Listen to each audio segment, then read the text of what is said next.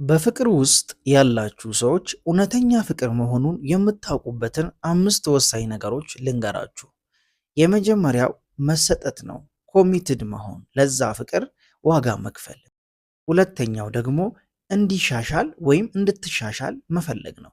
እንድትሻሻል የማይፈልግ ከሆነ እውነተኛ ፍቅር አይደለም ማለት ነው።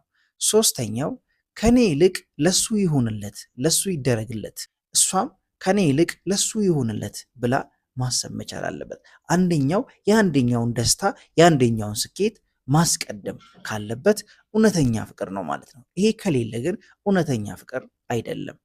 አራተኛው መርካት ነው። እሷ በሱ መርካት መቻል አለባት፣ እሱም ደግሞ በእሷ መርካት መቻል አለበት። ወደ ሌላ ሴት አያይም፣ እሷም ወደ ሌላ ወንድ አታይም። የእሷ ሙሉ ደስታ ያለው እሱ ጋር ነው፣ የእሱ ሙሉ ደስታ ያለው ደግሞ እሷ ጋር ነው ማለት ነው። አምስተኛውና ወሳኙ ነገር ደግሞ መረዳት መቻል ነው። አንደርስታንዲንግ፣ ሳያወሩ መግባባት፣ በስሜት መግባባት፣ ደስታውን፣ ሐዘኑን፣ መውጣቱን፣ መውረዱን፣ ጭንቀቱን፣ እያንዳንዱን ስሜት ነግሯት ሳይሆን እንዲሁ መረዳት መቻል አለበት።